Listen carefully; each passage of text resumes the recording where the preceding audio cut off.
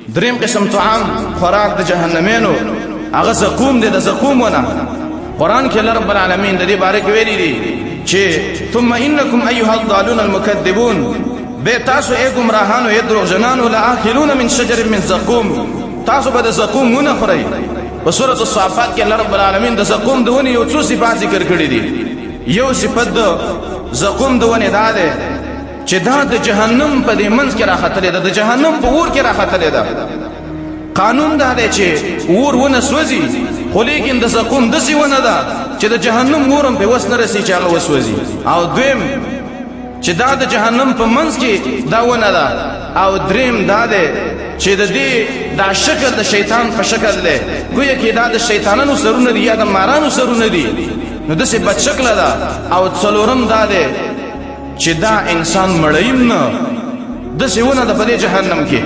نو دې باره کې الله وایي چې لآکلون من شجر من زقوم، تاسو به د زقوم د ونې نه خوراک کوئ. فمالئون منها البطون، به تاسو د دې زقوم د ونې نه خېټې ډکوئ او دا به خورئ تاسو. حدیث کې راغلی دی، امام ترمذی رحمه الله حدیث نقل کړی دی او ابن حبان هم نقل کړی دی د عبد الله ابن عباس رضی الله عنهما نه. حدیث داسې دی، یو ورځ نبی صلی الله علیه وسلم دا آیت ولوستو: یا ایها الذین آمنوا اتقوا الله حق تقاته ولا تموتن الا وانتم مسلمون. اے د ایمان والو د الله نه ویریږئ په لایق تقوا سره او مرګ رانه شي په تاسو باندې مگر په داسې حال کې چې تاسو مسلمانان وئ.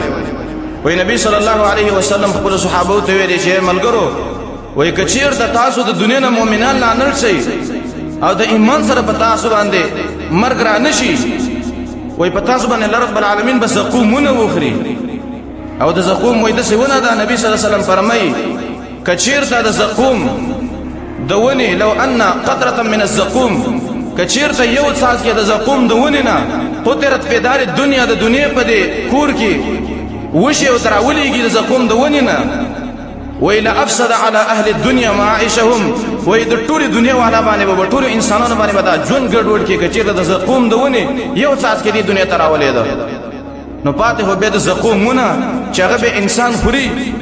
امام ترمذی رحمه الله وی دا حدیث صحیح دی ام موقوفا ام مرفوعا؟ حدیث صحیح دی. د دې وجه نه قتاده ابن دعامه السدوسی دا یو لون مفسر دی، دې باره کې راغلی دی. وی دې ورځ د سورۃ الصافات د آیتونو تشریح کول چې په کوم کې د زقوم تذکره ده، وی دی ویلي چې ان فی النار شجره، وی د جهنم په اور کې ونه راخته ده. او والنار تحرق الشجر، د اور قانون دا دی چې ونې سوځي، خو لیکن د جهنم دغه ونه د زقوم ونه دا د جهنم په دې اور کې راختلې ده، د جهنم د اور هم په دې ونه باندې وس نه رسیږي. او به وایي چې واخبر ان غذاؤها من النار، وای الله رب العالمین د دې خبره ورکړې ده چې غذا د دغه ونې دا ونه چې غټیږي د جهنم په اور باندې دا ونه غټیږي، وای داسې ونه ده په دې جهنم کې. او دا به ګناهګاران خلک به د زقوم ونه خوري، جهنمین به د زقوم ونه خوري. د وجه نه سعید بن جبیر رحمه الله دې باره کې راغلی دی، وی دې ورځ ویلي چې په دې جهنم کې به دا جهنمین وږي شي، چې کله وږي شي وی استغاثوا من الجوع، دوی به چغې وکړي چې یا الله موږ وږي شو، یا الله وږي، یا الله موږ له ډوډۍ راکړې، طعام راله راکړې، وږي یو موږ. وی فاغیث بشجرة الزقوم، وی دې ته به د زقوم ونه راوړلی شي. او وی فاکلوا منها، د زقوم د ونې نه به دا جهنمین خوراک وکړي. وی کله چې د مخ ته رانږدې کړي، وی د مخ دا چمړه به دې وغورځوي، وی حتی لو ان مارا مر بهم، تر دې پورې که یو تېرېدونکی په دې باندې تېر شي په دې جهنمیانو باندې، په دنیا کې دا انسان پېژانده او د زقوم ونې دې دا چمړه دنګولي، دا یې لرې کړي او دې ته وګوري، وی صرف دغه د مخ دا چمړه به ونه ویني، وبه پېژني، خو لیکن نور دا انسان به ونه پېژني چې دا به څوک دي. وی داسې ونه ده په دې جهنم کې. او به علما داسې وی کله چې دا د زقومونه دی وخوري، دی به چغې وکړي چې الله موږ تږي شو، موږ له اوبه راکړي. وی فاغیث بماء کالمهل، وی دې ته به داسې اوبه راوړلی شي، ولې کړی شوي دا دې په رقم باندې دې ته به اوبه راوړلی شي. او دی چې کله وڅکي فیسهر به ما فی بطونهم، په دې خېټو کې چې دا څه دي دا هر څه به ولې ولیکي. وی داسې اوبه دي دا به. نو په جهنم کې داسې عذابونه دي، داسې خوراکونه دي. نو دا د جهنمینو خوراکونه شو چې جهنمین به په جهنم کې څه خوري.